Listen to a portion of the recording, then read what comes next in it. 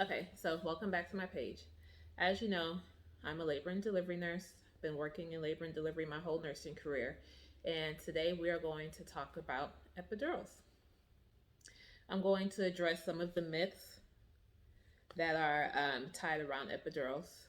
If you follow me on Instagram and TikTok, you will see that I put up some information there and I discussed the top 5 myths concerning epidurals. So on here, I'm going to go into a little bit more detail.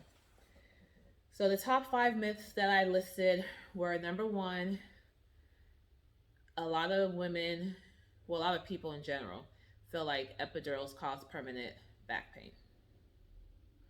Number two, some patients are worried that the medications that are in the epidural can affect their baby.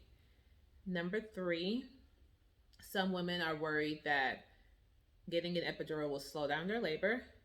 Number four, some patients want an epidural but think that if they don't get it right now, they won't be able to get it. And then number five, people seem to believe that anybody can walk in and get an epidural. So these are just not the case. So what I'm going to do now is go into more detail about these epidural myths. This one was: a lot of people think that epidurals cause permanent back pain. So a study was actually done. I believe you can find this study in the National Medical Library. I will put the actual place where you can find the study in the caption. But anyways, the study was actually done, and they met or interviewed women after they delivered in their postpartum period. They interviewed women from 2 groups. The first group was women who received an epidural during labor, and the second group, of course, was women who labored and did not receive an epidural. After talking to these women, they discovered that there was only a 0.9% difference or increase of back pain in women who actually received the epidural. So, yes, even if you don't get an epidural, you can still have back pain. Nothing is impossible, right? But chronic back pain or permanent back pain from the epidural, that risk is very minimal. A lot of times you will have back pain after you deliver simply just because of the pregnancy and the labor. The extra weight that we gain during pregnancy, the excess of hormones that we have during pregnancy, these hormones soften ligaments, they they alter our bodies. Also, when you labor, and especially if you have epidural for a long time, you do tend to be in that bed several hours. The beds that we labor in are not comfortable. Let's be honest right there. They are not comfortable. So back pain can come from many different things. Myth number 2. Some patients are scared, or I should say worried, that the medications that are in the epidural can affect their baby. So let's just be honest. All medications that we take during pregnancy can affect our baby to some degree, whether it's Tylenol or even nasal spray. All medications have some degree of effect on the baby. But the epidural, the concentration that you are getting is so low, and it is given at such a controlled rate that it has very minimal effects on the baby. I've been a labor nurse for 8 years, and it is I can honestly say that it is actually one of the safer options for pain medication that we can give you during labor. But just like any medication or anything that we do in labor, we are monitoring you and baby. So if there is an effect, we can address it as needed. But it has a very minimal effect. Okay, so number 3. I actually get this one quite a bit. Well, I hear this quite a bit from my patients. A lot of people are worried that once they get their epidural, their labor will slow down. That is not the case. If you are truly in active labor, and we consider active labor when you get to about 4 to 6 centimeters, then an epidural will not slow down your labor. So that is not to say that you have to wait to 4 to 6 centimeters to get your epidural. But if you are in active labor, an epidural will not slow down your labor. I have many patients who get the epidural before 4 to 6 centimeters and they still deliver just fine.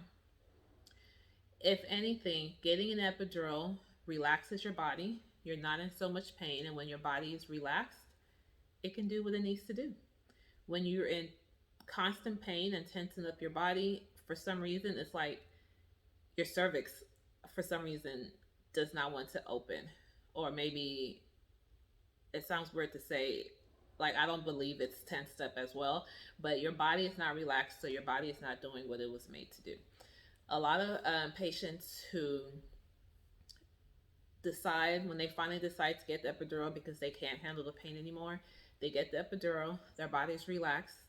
They could be maybe 3 to 4 centimeters, then they get the epidural, their body's relaxed, they take a nap, they wake up, they feel refreshed, and they call because they feel pressure, and I check them and they are complete, and their baby, they are completely dilated and their baby's right there. And I always tell my patients, you relaxed. You took a nap.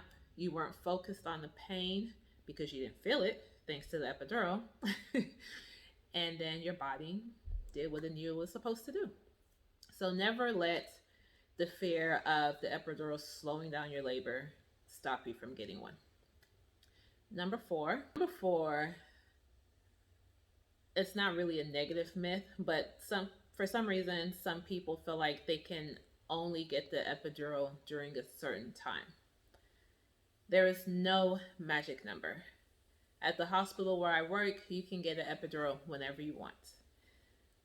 So,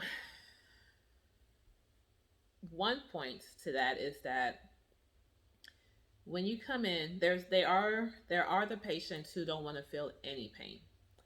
Typically, I will tell them, if you are not feeling pain, you do not need to get your epidural, because once you get your epidural, you are stuck in the bed until you deliver, because you cannot get up and walk once you have the epidural.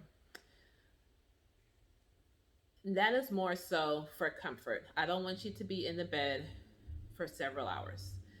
Um, Everybody's pain level is different though. So even if you are 1, 2, or 3 centimeters and your pain is just at your max and you cannot handle it, let your nurse know and we will get you ready for an epidural. Now, on the opposite end of that, you can still get your epidural if you're 8, 9, or even 10 centimeters. I've had patients who come in, they are 10 centimeters, like they could literally have this baby in 10, 30 minutes, maybe an hour, depending on what's going on, but they are insistent on getting the epidural. That's fine too. As long as you can sit still for just a few minutes, not a long time, just a few minutes, and the anesthesiologist can safely put the epidural in, then we'll do it. So it's never, I mean, we can give you an epidural if you want, as early as, 3 centimeters or before. And if you insist on getting an epidural at 10 centimeters, we can still do it. So there is no magic number. As long as it can be done safely, we will do it. All right. So now, speaking about safety, that comes to number 5. Number 5 is the myth that people think anybody can get an epidural. Unfortunately, that is not the case because, like I said, safety is priority. There are some women who have certain blood disorders or who are taking um, blood thinners, or for some reason or another, their platelet count, which is part of their blood count, is just really low. So in those cases, it would not be safe to give them an epidural. But if that is you, then you typically know before coming into labor that you might not be able to get an epidural. And hopefully you have practiced other pain management, breathing, distraction techniques to get you through. Now, your nurse will do everything she can to, help control your pain without an epidural, but those would be the situations to where you would not be able to get an epidural. So hopefully I have successfully debunked these myths for you. You have learned a little bit more about the epidurals. And if you want an epidural and you go into labor, just talk to your nurse. Get as much information as you can. And also, you can always request to talk to the anesthesiologist. They are doctors. They will come and give you information that will hopefully help put you at ease. So now, if you do want to labor without an epidural, we are all here for that as well. We labor moms who get epidurals. We labor moms who don't get epidurals. Whatever you need, you just make sure to be upfront with your nurse. Here to help you get through this labor process as best as we can. We are all here for you. We are truly your advocate. Just let us know what you want done. More information on all labor and delivery things, the good and the bad, subscribe to my channel.